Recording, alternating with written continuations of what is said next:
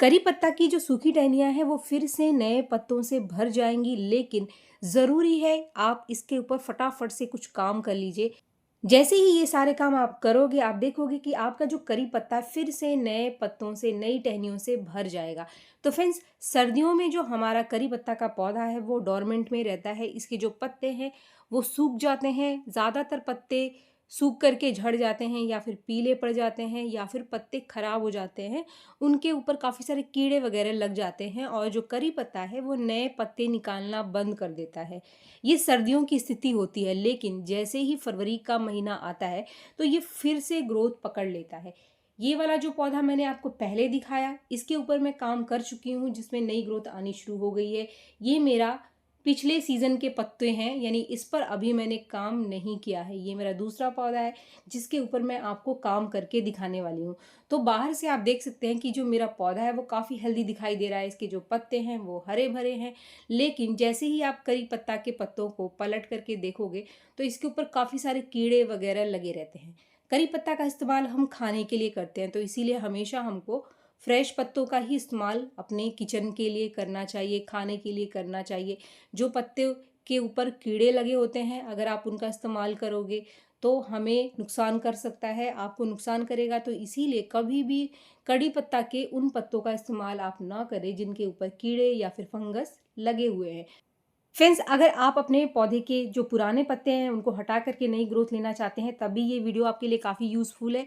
और अगर आपके पौधे के सारे पत्ते पीले पड़ चुके हैं, आपका पौधा आपको लगता है कि ये बिल्कुल सूख गया है, तो भी ये वीडियो आपके लिए बहुत यूज़फुल है। अगर आपको लगता है कि आपके पौधे के सारे पत्ते सूख करके झड़ चुके हैं और कहीं आपका पौधा सूख तो नहीं गया है, तो सबसे पहले तो आपको इसकी जो टहनी है इसको खुरच करके देखना है। अगर ये अंदर से हरी है तो इसका मतलब ये फिर से नए पत्ते निकाल लेगी।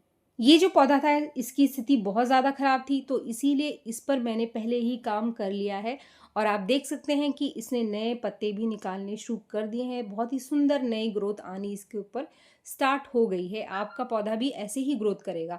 तो फ्रेंड्स, हमको काम क्या क्या करना है? सबसे पहले तो आपको अपने पौधे के ऊपर जितनी भी पुरानी पत्ते हैं इसकी ऊपर से टहनियों को थोड़ा थोड़ा काट करके हटा देना है, यानी कि प्रूनिंग बहुत ज़रूरी है। प्रूनिंग के साथ साथ हमको इसके सारे पत्ते भी हटाने हैं, लेकिन पत्तों को हटाने का एक सही तरीका होता है। कुछ लोग क्या करते हैं कि पौधे की रूट प्रूनिंग भी कर देंगे, रिपोर्टिंग भी कर देंगे, टहनियाँ भी साथ में काट देंगे। तो अगर आप सारे काम एक साथ करोगे तो इससे जो आपका पौधा है वो शॉक में जा सकता है। तो इसीलिए हमेशा ध्यान से काम करें, स्टेप टू स्टेप काम करें। अगर आप अपने पौधे की रिपोर्टिंग करना चाहते हैं तो आप रिपोर्टिंग कर सकते हैं। छोटे पौधे को बड़े गमले में शिफ्ट कर सकते हैं या फिर आप इसकी रूट प्रूनिंग भी कर सकते हैं इस समय। मेरा जो पौधा है मुझे इसकी रूट प्रूनिंग करने की ज़रूरत नहीं है, क्योंकि इसकी रूट की ग्रोथ बहुत ज़्यादा नहीं है। जो मैंने पहले आपको पौधा दिखाया उस पे भी ना तो मैंने रिपोर्टिंग करी है और ना ही मैंने रूट प्रूनिंग करी है। बस मैंने पौधे की मिट्टी में ही काम किया है, जो कि इस पौधे के अंदर भी मैं कर रही हूँ। तो सबसे पहला काम मैंने यही किया कि इसकी जितनी भी ऊपर की टहनियाँ थी, ऊपर से इसको थोड़ा-थोड़ा मैंने काट दिया। जितना लगता है मुझे ज़रूरत, आपको भी अपने पौधे को एक शेप देना है। यानी जितना लगता है कि टहनियाँ बेकार हैं, बहुत लंबी हो गई हैं, पौधा घना नहीं है, तो ऊपर से आप इसको कट कर दो। अगर आप अपने पौधे को घना बनाना चाहते हो, तो भी ये बहुत सही समय है। जितनी ज़्यादा प्रूनिंग आप कर दोगे, उतनी ही ज़्यादा नई टहनियाँ आपका पौधा निकालेगा। तो इसलिए फटाफट से इस काम को आप कर लीजिए। अब ये काम मैंने कर लिया है। आपको इसके जो कुछ पत्ते हैं, उनको इसके अंदर छोड़ देना है। सारे के सारे पत्ते नहीं हटाने हैं। वो इसलिए क्योंकि कुछ पत्ते अभी आपके पौधे को चाहिए इसके अंदर खाना बनाने के लिए। जैसे ही इसके नोड से कुछ नई ग्रोथ आपको आती हुई दिखाई दे, जैसे कि 1 आध इंच लंबी ग्रोथ नई निकल करके आ जाए, तो धीरे धीरे आप इसके पुराने पत्तों को भी हटा देना। यानी तब तक आपको रखना है जब तक कि आपके पौधे के अंदर नई ग्रोथ आनी शुरू ना हो जाए। अगर आपके पौधे के सारे पत्ते झड़ चुके हैं या सूख चुके हैं, फिर तो कोई बात नहीं, आपको अपने पौधे के ऊपर उसी स्थिति में काम करना पड़ेगा। लेकिन अगर पत्ते बचे हुए हैं, जैसे मैंने कुछ पत्ते छोड़ दिए हैं, आप भी कुछ पत्तों को अपने पौधे के ऊपर छोड़ दो। जैसा मैंने पहले पौधा आपको दिखाया, उसके मैं सारे पत्ते हटा चुकी हूँ। जैसे ही उसके अंदर नई ग्रोथ आनी शुरू हुई, मैंने उसके सारे ही पुराने पत्ते हटा दिए। अब समय है पौधे की मिट्टी में काम करने का। तो ना तो मैं रिपोर्टिंग कर रही हूँ, ना ही मैं रूट प्रूनिंग कर रही हूँ। इस पुराने पौधे में, इस पुराने पॉट में, पुरानी मिट्टी में ही मैं नया खाद बस डालूँगी। तो सबसे पहले तो आपको अपने पौधे की जो मिट्टी है इसको थोड़ा-सा सुखा लेना है ताकि आप सही तरीके से काम कर सकें। आप देख सकते हैं मैंने मेरे पौधे की मिट्टी को काफ़ी हद तक सुखा दिया है। सुखाने से इसके अंदर जितने भी कीड़े वगैरह होते हैं वो नेचुरल तरीके से ठीक हो जाते हैं। इसके बाद सबसे पहले तो आप अपने पौधे की मिट्टी में उगे हुए जितने भी घास वगैरह हैं उनकी अच्छे से साफ-सफाई कर लो, खरपतवार को अच्छे से निकाल दो। निकालने के बाद आपको करनी है अपने पौधे की मिट्टी की अच्छे से गुड़ाई। जितनी अच्छे से आप गुड़ाई कर सकते हैं उतनी अच्छे से नीचे तक आपको गुड़ाई करनी है। अगर जड़ें कट रही हैं तो कोई दिक्कत नहीं है। जड़ें कटने से कोई नुकसान नहीं होगा पौधे को, क्योंकि ये पुरानी जड़ें हैं। आपका पौधा फिर से नई जड़ें जैसे ही बनाना शुरू करेगा वैसे ही आपके पौधे के ऊपर नए-नए पत्ते, नई-नई टहनियाँ निकलनी शुरू हो जाएँगी। तो ये जो जड़ें हैं वो इनएक्टिव फ़ेज़ में है, अभी एक्टिव नहीं हुई है। तो इसीलिए फटाफट से ये काम जितनी जल्दी हो सके आप कर लीजिए। जड़ें कट रही हैं, कोई दिक्कत नहीं है, बस गुड़ाई आपको अच्छे से नीचे तक अपने पौधे में करनी है। गुड़ाई करने से जो एयर है वो नीचे तक जाएगा, ऑक्सीजन का संचार नीचे तक जड़ों में जाएगा, तो जो जड़ें हैं वो एक्टिव हो जाएँगी। इसके साथ ही जो हम खाद वगैरह देंगे, वो नीचे तक जड़ों तक पहुँचेगा। और क्योंकि मिट्टी जम जाती है तो कभी-कभी जो पानी है, खाद है, वो ऊपर ही रुक जाता है, छेद से नीचे से बाहर नहीं निकलता, तो वो भी निकलना ज़रूरी है। तो इसलिए हमने मिट्टी को सुखा कर के अभी ये गुड़ाई कर ली अच्छे से। आप भी ये काम अपने करी पत्ता पर कर लीजिए। इसके बाद समय है इसको खाद देने का। तो फ्रेंड्स सबसे पहला पॉइंट ये है कि जो हमारा करी पत्ता है हम इसको खाने के लिए इस्तेमाल करते हैं, किचन में इस्तेमाल करते हैं, दवाइयों के लिए इस्तेमाल करते हैं। तो इसमें कभी भी किसी केमिकल फर्टिलाइज़र का आप इस्तेमाल ना करें। आप कंपोस्ट का इस्तेमाल कर सकते हैं या फिर आपके पास कोई भी ऑर्गेनिक खाद है उसका इस्तेमाल आप इसके अंदर कर सकते हैं। अब यहाँ पर गुड़ाई करने के बाद जो सबसे पहली चीज़ आपको देनी चाहिए वो देनी चाहिए कंपोस्ट। अगर आपके पास है कंपोस्ट, चाहे आप कोई भी दे दो, चाहे आप वर्मी कंपोस्ट दो, चाहे अच्छे से डिकम्पोज गोबर की खाद दो, पत्तों की खाद दो या फिर किचन वेस्ट से बना हुआ अच्छे से डिकम्पोज खाद दो। आपके पौधे के अंदर जितनी जगह है उसके अनुसार आप उसमें भर दो।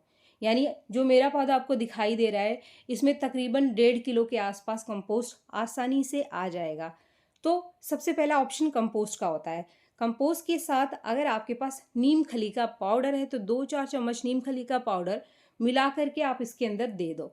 अगर आपके पास सिर्फ कंपोस्ट है तो कंपोस्ट में आप आधा चम्मच हल्दी पाउडर मिला करके इसको दे दो। तो पहला ऑप्शन तो कंपोस्ट का ऑप्शन है, लेकिन अगर आपके पास कंपोस्ट नहीं है तो यहाँ पर आप इस्तेमाल चाय की पत्ती को भी दे सकते हैं।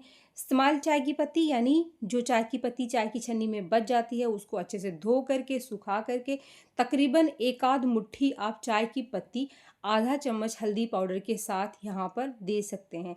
अब यहाँ पर मान लीजिए कि हमने सूखी चाय की पत्ती नहीं बना रखी, हमारे पास नहीं है, सूखी चाय की कंपोस्ट नहीं है, तो फिर आप क्या करेंगे, यहाँ पर आप इस खाद का इस्तेमाल कर सकते हैं। ये एक इंस्टेंट फर्टिलाइज़र है, इसको बनाने के लिए बहुत ज़्यादा मेहनत करने की ज़रूरत नहीं है। यहाँ मैंने लिया था आधा चम्मच फ्रेश टी, यानी वो चाय की पत्ती जो मैंने उबाली नहीं है। आप इसकी जगह आधा चम्मच कॉफ़ी पाउडर भी ले सकते हैं। अब इसको मैं गर्म पानी में भिगो रही हूँ, यानी ये जो पानी आप देख रहे हैं ये गर्म पानी है, ताकि ये जो मेरी चाय की पत्ती है वो आसानी से जल्दी से भीग जाए। इसको आप भिगोने के बाद थोड़ी देर के लिए रख दो, जब तक कि ये अच्छे से ठंडा ना हो जाए। फ्रेंड्स ये जो चाय की पत्ती है ये कमाल का फर्टिलाइज़र है, क्योंकि इसके अंदर बहुत अच्छी मात्रा में नाइट्रोजन पाया जाता है। और जितने भी पत्तेदार पौधे होते हैं उनमें सबसे ज़्यादा जो चीज़ चाहिए होती है वो चाहिए नाइट्रोजन।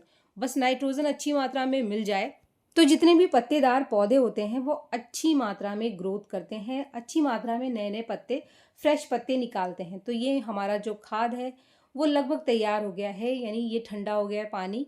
अब इसके अंदर मैं मिला रही हूँ लगभग आधा चम्मच हल्दी पाउडर, जो कि सबसे ज़रूरी चीज़ है। ये एक नेचुरल इंसेक्टिसाइड, नेचुरल फंगिसाइड है। तो जो भी आपका पौधा अभी फिर से ग्रोथ के लिए जा रहा है, जो डोरमेंट स्टेज में था, उन सभी में आप आधा चम्मच हल्दी पाउडर का इस्तेमाल ज़रूर करें। जो भी आप पहला खाद दोगे उसमें आप या तो हल्दी पाउडर डालो या फिर आपके पास नीम खली का पाउडर है तो नीम खली का पाउडर आप इस्तेमाल कर सकते हैं। अब इसको मैंने एक बड़े डब्बे में निकाल लिया और इसके बाद मैं इसको डाइल्यूट कर लूँगी, यानी लगभग उतना पानी मैं दे दूँगी जितना मेरे पौधे को चाहिए। तो फ्रेंड्स अब ये एक घोल तैयार हो गया है, ये काफ़ी है। इससे मेरा जो 12 इंच के पॉट में लगा हुआ पौधा है इसकी जड़ों में नीचे तक ये खाद पहुंच जाएगा और नीचे तक ये खाद मिल जाएगा। यानी खाद आप उतना दे दो जितना कि आर पार हो जाए, पानी नीचे से थोड़ा बाहर निकलना शुरू हो जाए। अब यहाँ पर आप कुछ चीज़ों का ध्यान रखेंगे। सबसे पहले तो जब तक ये मिट्टी सूख न जाए, जो पहली स्थिति मैंने मिट्टी की आपको दिखाई थी, यानी उस स्थिति में पौधा ना आ जाए, कोई और एक्स्ट्रा पानी आप नहीं देंगे। उसके बाद अगर आपको अपने पौधे के ऊपर तेज़ी से ग्रोथ चाहिए तो मिट्टी को हल्का सा मॉइस्ट बना के आपको रखना है। यानी अब मिट्टी में पानी की कमी नहीं होनी चाहिए। पानी की कमी आपके पौधे की जो ग्रोथ है उसको स्लो कर देगी, यानी पत्ते बहुत ही लेट निकल करके आएंगे। दूसरी चीज़, रोज़ आपको पानी का स्प्रे करना है इसकी टहनियों के ऊपर। चाहे आप मिट्टी में पानी डालो या ना डालो, इसकी टहनियों के ऊपर आपको पानी का स्प्रे करना है। पानी का स्प्रे करने से जो टहनियाँ हैं वो सॉफ्ट बनी रहेंगी और तेज़ी से नए पत्ते निकल करके आएंगे। आपका पौधा ज़्यादा घना होगा, ज़्यादा ब्रांचेस को निकालेगा। एक तीसरा पॉइंट, आपको अपने इस पौधे को अब शेड में नहीं रखना है, यानी ऐसी जगह पे रखना है जहाँ अच्छी खासी धूप इसको मिले। जितनी अच्छी धूप मिलेगी, इसके जो पत्ते हैं वो ज़्यादा हरे और स्वस्थ निकल करके आएंगे। अब जैसे ही हम पानी का स्प्रे करते हैं या फिर जैसे ही इसके नए पत्ते निकल करके आने शुरू होते हैं, तो इसके ऊपर एक समस्या आनी शुरू हो जाती है। वो होती है कीड़ों का लगना। इसके पत्तों के नीचे कीड़े आकर लग जाते हैं, जिससे कि जो पत्ते हैं वो मुड़ने शुरू हो जाएंगे। आपको खुद ही पता चल जाता है कि जो हमारा पत्ता है वो बिल्कुल सीधा साधा था, लेकिन अचानक से ये नीचे की तरफ झुक गया। तो ऐसा तब होता है जब आपके जो पौधे के पत्ते हैं इनके ऊपर कीड़े अटैक कर देते हैं एकदम से। अब इससे बचाने के लिए आप किसी भी केमिकल इंसेक्टिसाइड का स्प्रे ना करें। इसके लिए सबसे बेस्ट होता है नीम का तेल। नीम के तेल का स्प्रे अगर आप ऐसी स्थिति में करोगे तो कभी भी आपका जो पौधा है इसके पत्ते खराब नहीं होंगे। यहाँ पर मैं आपको दिखा रही हूँ एक नीम का तेल, जिसको मैंने मेरे घर के पास ही एक पेस्टिसाइड शॉप है, यानी जहाँ पे कीड़े मारने की दवाई मिल जाए या फिर खाद वगैरह मिल जाए, वहाँ पर मिलता है। वहाँ से मैंने ये लिया है और मुझे इसका रिज़ल्ट काफ़ी बढ़िया लगा। मेरे पास काफ़ी सारे पौधे हैं, आजकल गुलाब के पौधों की भी मैंने काफ़ी सारी प्रूनिंग करी है, तो नई ग्रोथ आनी शुरू हो गई है, कलियाँ बन रही है। तो उनके ऊपर भी आजकल थ्रिप्स, माइट्स और एफिड्स बहुत ज़्यादा आकर लग जाते हैं, तो इसीलिए इसकी ज़रूरत मुझे है। और इसीलिए जब भी मुझे लगता है कि मेरे पौधों में कीड़े लग रहे हैं, तो मैं बहुत सारा एक साथ ही तकरीबन 20-25 लीटर घोल तैयार कर लेती हूँ नीम के तेल का, और उसके बाद मैं मेरे सारे ही पौधे में एक साथ ही स्प्रे कर देती हूँ और उसका जो रिज़ल्ट है वो कमाल का मिला है। मैं कोई इसका एडवर्टाइजमेंट नहीं कर रही हूँ, मुझे ये लकीली मिल गया। मतलब मुझे नहीं पता कि ये आपको ऑनलाइन मिलेगा या नहीं मिलेगा। आप ऑनलाइन जाकर सर्च कर सकते हैं अमेज़ॉन या फिर फ्लिपकार्ट से, ताकि शायद आपको मिल जाए। और इसका रिज़ल्ट जो है वो काफ़ी बढ़िया है, इसलिए ये मैं आपको दिखा रही हूँ। इसका इस्तेमाल करने के लिए मात्र आप 1 चम्मच 1 लीटर पानी में घोल करके स्प्रे कर सकते हैं। मैं एक साथ काफ़ी ज़्यादा स्प्रे करती हूँ, यानी काफ़ी ज़्यादा घोल बनाती हूँ, क्योंकि मुझे मेरे सारे ही पौधों में स्प्रे करना होता है। तो फ्रेंड्स, अगर आपके पास बहुत सारे पौधे हैं तो कम से कम 10 दिन में एक बार नीम का घोल बना करके आप अपने सारे ही पौधों में एक साथ स्प्रे कर दो। जैसे कि आपको मैं दिखा रही हूँ, ये देखिए आप, ये मेरे गुलाब की कलियाँ बनी और इसके ऊपर एकदम से कीड़े ने अटैक कर दिया है। फीड्स और थ्रिप्स लग चुके हैं इसके ऊपर काफ़ी ज़्यादा। ये हरे रंग के कीड़े या फिर जो काले रंग के कीड़े या फिर कुछ ऐसे कीड़े होते हैं जो दिखाई भी नहीं देते हैं, पत्तों के पीछे चिपके रहते हैं बिल्कुल पाउडर की तरह। ये जो नीम का तेल है वो सारे ही पौधों के ऊपर असर करेगा। आप किचन गार्डनिंग करते हैं, यानी मान लीजिए आपने फूलों के पौधे भी लगा रखे हैं और आपने सब्जियां भी उगा रखी है, टमाटर, मिर्ची, तो इसीलिए नीम का तेल बेस्ट होता है। ये ऑर्गेनिक सॉल्यूशन है। फ्रेंड्स, नीम का तेल आप वही लो जो कि कोल्ड कंप्रेस्ड हो, यानी जो कि आसानी से पानी में घुल जाए। आजकल जो नीम के तेल आ रहे हैं पौधों के लिए, उनमें हमें लिक्विड सोप मिलाने की ज़रूरत नहीं पड़ती है, वो पानी में डालते ही घुल जाते हैं। ये वाला जो नीम का तेल है वो भी कोल्ड कंप्रेस्ड ही है, आसानी से घुल जाता है। तो इन बातों का आप ध्यान रखें। आपका जो करी पत्ता है, आप देखोगे कि कुछ ही दिन में बस सूख चुका पौधा भी आपका फिर से हरा हो जाएगा। जो मैंने ट्रिक्स आपको बताए, आप ये सारे काम कर लो, बिना मार्केट के खाद के आप इसको हरा भरा बना सकते हैं और फिर से आप अपने करी पत्ता के ऊपर बहुत सारी नई ग्रोथ ले करके इसको बिल्कुल बरगद की तरह घना बना सकते हैं। उम्मीद है वीडियो आपको पसंद आया होगा। वीडियो अगर आपको पसंद आया तो एक लाइक ज़रूर करें, और मेरे चैनल को आपने अभी तक सब्सक्राइब नहीं किया है तो मेरे चैनल को सब्सक्राइब भी ज़रूर कर लें। मिलते हैं मेरे नेक्स्ट वीडियो में, तब तक के लिए थैंक यू।